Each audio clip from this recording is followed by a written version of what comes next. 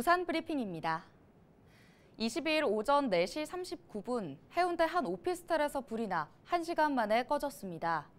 이 불로 1명이 연기를 흡입해 병원에 이송됐고 2명 구조, 8명이 긴급 대피하는 소동이 벌어졌습니다. 경찰과 소방당국은 불이 주방의 가스레인지 부근에서 최초 발화한 것으로 보고 정확한 화재 원인을 분석하기 위해 합동 감식할 예정입니다. 부산국제영화제 아시아 콘텐츠 앤 필름마켓 부산 스토리마켓이 오는 6월 9일까지 올해 참가작을 공개 모집합니다. 아시아 콘텐츠 앤 필름마켓 부산 스토리마켓은 도서와 웹툰, 웹소설, 게임 등 다채로운 IP 세일즈 기회를 제공하는 확장형 원천 IP 거래 시장입니다. 공모를 통해 선정된 원천 IP는 2023년 부산 스토리마켓 공식 선정작으로 초청돼 국내외 영화 영상 산업 관계자 대상 피칭 행사와 2차 판권 거래를 위한 비즈니스 미팅에 참여할 수 있습니다.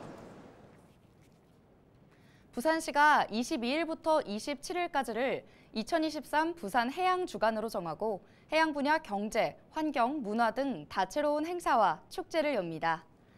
22일 해양주간 선포식과 해양환경 컨퍼런스를 시작으로 23일에는 해양 바이오 산업과 크루즈 관광 산업의 현주소를 살펴보는 해양경제 포럼이 열립니다.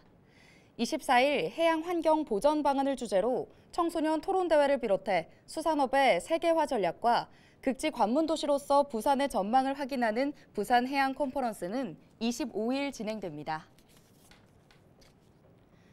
오는 5월 31일 열리는 부산 콘텐츠 마켓에서 국내 최초 메디컬 드라마 컨퍼런스 메디페스트가 개최됩니다. 이번 컨퍼런스는 국내외 메디컬 콘텐츠 분야에 대한 보다 깊이 있는 논의를 할 수 있도록 마련된 연구의 장입니다. 올해 컨퍼런스에서는 OTT 시대 메디컬 드라마의 발전 방향과 메디컬 드라마의 제작 과정에 대한 고찰, 메디컬 드라마의 오락성과 사회적 책임을 주제로 발표가 진행됩니다. 키오스크로 주문을 해야 하는데 어떻게 해야 할지 몰라 난감해하는 어르신의 모습.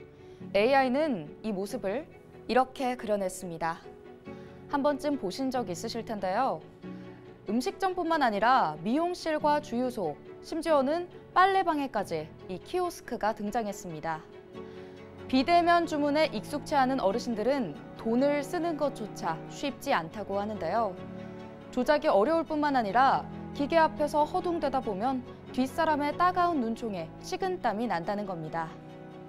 키오스크를 좀 더 다루기 쉽게 만들 순 없을까요? 은행 ATM 기계를 떠올리면 방법이 아주 없는 것도 아닙니다.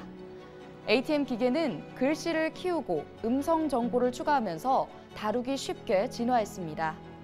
이런 가운데 최근 국회에선 키오스크의 실시간 음성 안내 서비스를 제공하게 하는 법률안이 발의됐습니다. 기계가 사람을 대체하는 디지털 사회는 거스를 수 없는 대세가 됐습니다. 이럴 때일수록 사람에 대한 관심이 필요하지 않을까요?